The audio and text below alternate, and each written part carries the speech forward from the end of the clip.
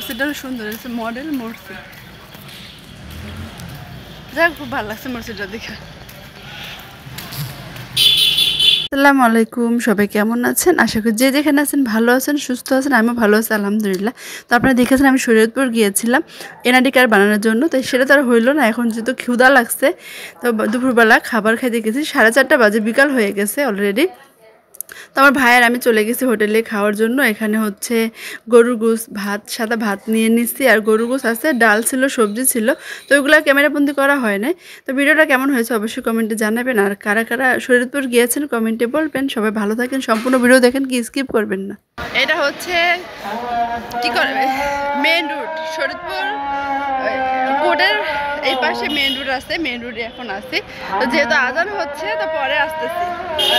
এখানকার হোটেলে খাওয়া দাওয়া করলাম, গরু গোস আমার ভাইয়ের আমি তো ওনা খাইয়ে চলে আসছি।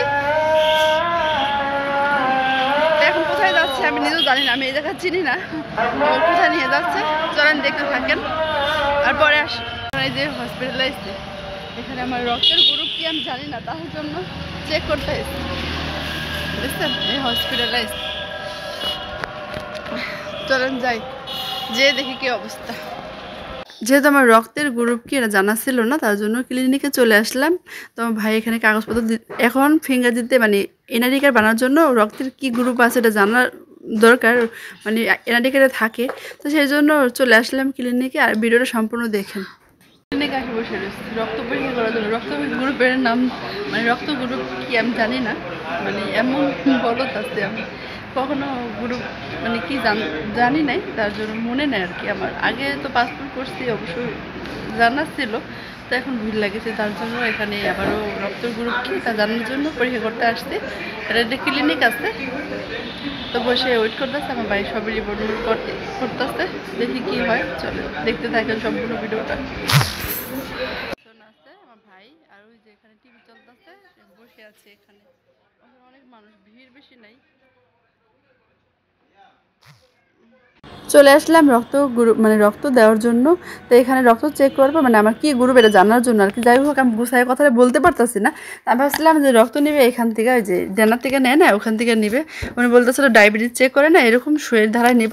তাই আমি বলতেছিলাম ভাইয়া এখান থেকে নিবে। ওনার ব্যবহার অনেক ভালো। যাই হোক, ওনাদের সবার ব্যবহার অনেক ভালো ছিল।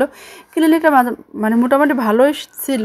তো কে কে গেছেন এই ক্লিনিকে অবশ্যই জানাবেন। আর আমি হাসতেছিলাম, উনি বলতেছিল এখানে ডায়াবেটিসের মতন চেক করে।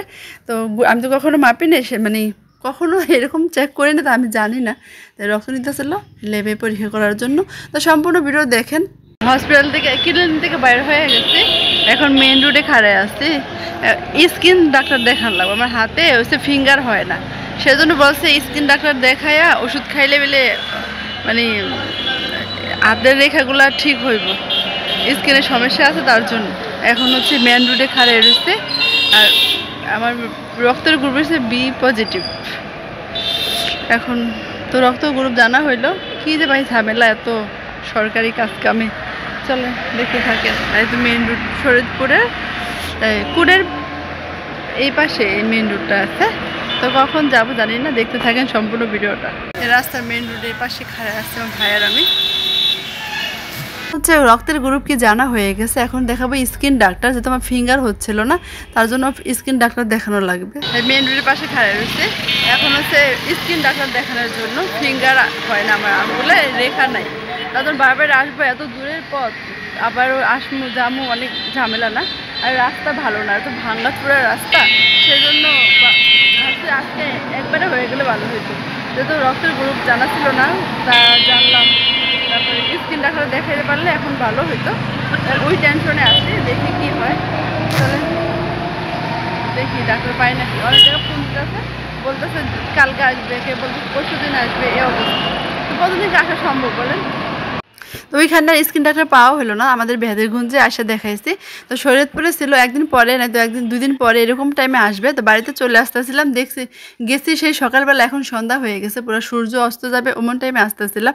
তো ভিডিওটা কেমন হয়েছে কমেন্টে জানাবেন, ভালো লাগলে লাইক কমেন্ট শেয়ার সাবস্ক্রাইব করে দিবেন, আমার পাশেই থাকবেন। আর দেশ এবং দেশের বাইরের দিকে যে ভাইয়া পুরো আমার ভিডিওগুলো দেখেন, সবাইকে অসংখ্য অসংখ্য ধন্যবাদ।